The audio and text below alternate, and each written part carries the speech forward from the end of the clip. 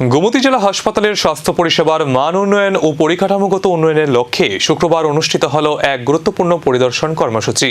পরিদর্শনে উপস্থিত ছিলেন বিধায়ক অভিষেক দেবরায়, গোমতী জেলার জেলাশাসক রিঙ্কু লাথের, জেলার মুখ্য স্বাস্থ্য আধিকারিক ডক্টর কমল রিয়াং, জেলা হাসপাতালের medical super doctor Kajal Das সহ চিকিৎসক ও প্রশাসনিক আধিকারিকরা। প্রতিনিধি দল হাসপাতালের ট্রমা কেয়ার সেন্টার, নবনির্মিত সিসিইউ ওয়ার্ড, সিটি স্ক্যান ও রেডিওলজি বিভাগ, আইপিএইচ ল্যাব, ওষুধ বিতরণ কেন্দ্র এবং টিকিট কাউন্টার সহ বিভিন্ন বিভাগ ঘুরে দেখেন।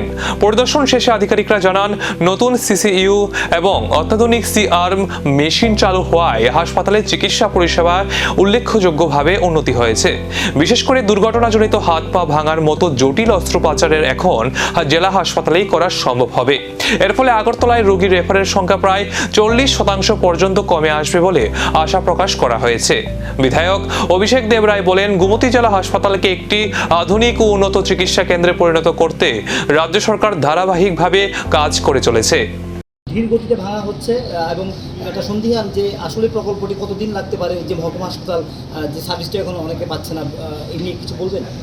আচ্ছা, এখন যদি ভাঙার কাজ যদি স্লো হয়, সেটা ইন্টারভেন করতে হলে সেটা করতে হবে, কিন্তু এটা তো কেউ না কেউ বরাত পায়। বরাত পাওয়ার পর অ্যাকচুয়ালি দিয়ে 1-2 করে ভাঙছে। এটার একটা কারণ আছে। কারণ কি, আমাদের ওপিডিটাও কিন্তু সেখানে চালু রাখতে হবে। তো ওপিডিটা যদি চালু রাখতে হয়, হাসপাতাল সম্পূর্ণ ক্লোজ করা যাবে না। সেখানে যে পরিষেবাগুলো পাচ্ছে সেগুলো কিন্তু দিতে হবে। তাহলে যদি পুরোটা একসাথে ডিসমেন্টেল করে যায়, তাহলে আমাদের যে সমস্ত মেশিনারিজগুলো আছে, আমাদের যে পরিষেবার মধ্যে এখন মানুষকে যে পরিষেবার মধ্যে পরিষেবাগুলো দেওয়া হচ্ছে, সেগুলোকে যদি একবার একসাথে ভেঙে দিলে ওই পরিষেবাগুলো মানুষকে দেওয়া যাবে না।